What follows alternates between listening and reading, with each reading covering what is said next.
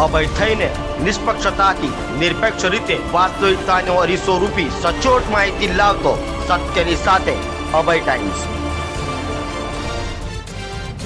સુરતની જીવાદોરી સમાન તાપી નદીમાં પ્રદૂષણ ફેલાવવાનું યથાવત હોય તેમ તાજિયાના અવશેષો છૂટા પાડી તાપીમાં ફેંકી દેવાયા હોવાના વિડીયો સામે આવ્યા છે, જેને લઈ તાપી નદી શુદ્ધિકરણ સામે સવાલો ઊભા થયા છે।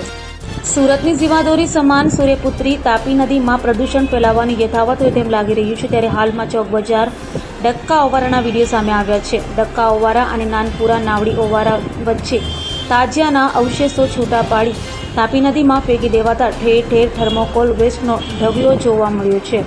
તાપી નદીમાં ધર્મના નામે ગંદકી ઉમેરાઈ રહી હોય, જેને લઈ તંત્ર સામે સવાલો ઊભા થઈ રહ્યા છે। તાપી નદીના શુદ્ધિકરણના નામે કરોડો રૂપિયા ખર્ચ કરાય છે, ત્યારે નેશનલ ટ્રિબ્યુનલ પણ આકરા પાણીએ હોય તેમ લાગી રહ્યું છે।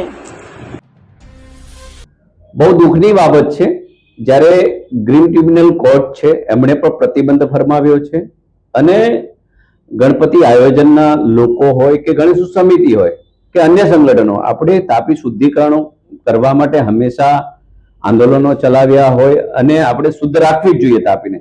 તેમ છતાં પણ જો તહેવારોની અંદર ગંદકી થતી હોય તો બિલકુલ યોગ્ય નથી। હાલ જે મોહરમનો તહેવાર ગયો તો તાજિયા જે તાપીની નદીમાં જે કંઈ એનું વિસર્જિત કરવા બાબતનું હોય કે જે રીતનો કચરો નાખવામાં આ બિલકુલ યોગ્ય બાબત નથી।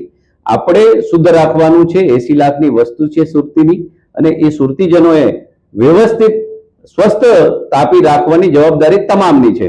એટલે હું માનું છું કે પ્રશાસને આ બાબતે કઠોર કાર્યવાહી કરવી જોઈએ। આમ પણ પ્રશાસને ક્યારે પણ કોઈ પણ તાપી નદીની અંદર કોઈ પણ ગંદકી કરવાની બિલકુલ મનાઈ ફરમાવી છે, તેમ છતાં કોઈ કરતા હોય તો આ બિલકુલ યોગ્ય નથી।